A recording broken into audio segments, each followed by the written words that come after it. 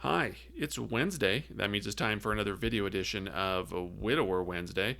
I'm Abel Keogh, author of the book Dating a Widower, and today we're going to discuss what to do if the widower calls you by his late wife's name. Now, I know some of you are probably thinking that, Abel, haven't you done a video on this before? This is a pretty common problem. And you know what? I haven't done a video on this before. Yes, I may have addressed the topic maybe on as part of another video, just, as part of an overall segment, but a specific video on this, no, I haven't done. This actually came up in a chat I was having with someone who was asking about this thing. I said, well, there's a video on it, and she was like, there's not a video on this, and I looked, and you know what, there wasn't a video specifically on this topic. So we will make a short, sweet, and wonderful video here about what to do if the widower calls you by his late wife's name. By the way, this happens pretty much with anyone who's dated a widower. So don't, this isn't something rare or something that only certain widowers do. Every widower I'm aware of has at some point or another called the woman he's dating by his late wife's name. So what do you do if that happens?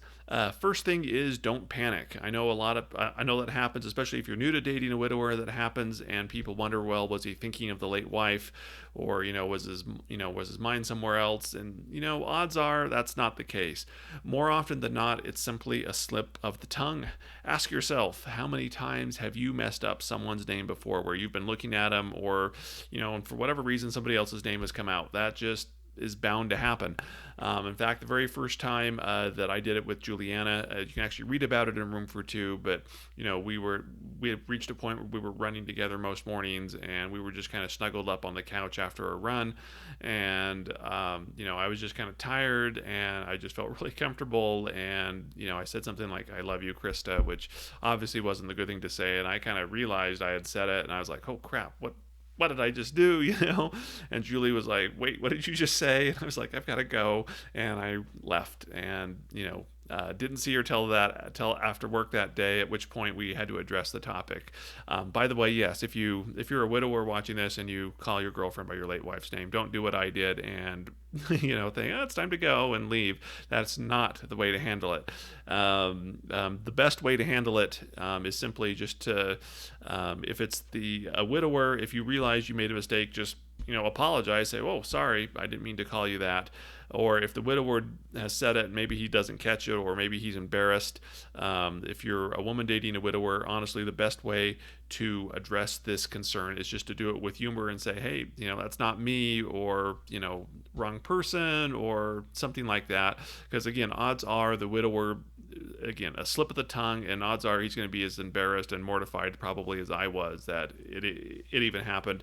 Honestly, it's just not a big deal. Just learn to address it. Say, "Hey, that's not me." And the widower, just they say, you should just learn to look at her and just say, "I'm sorry.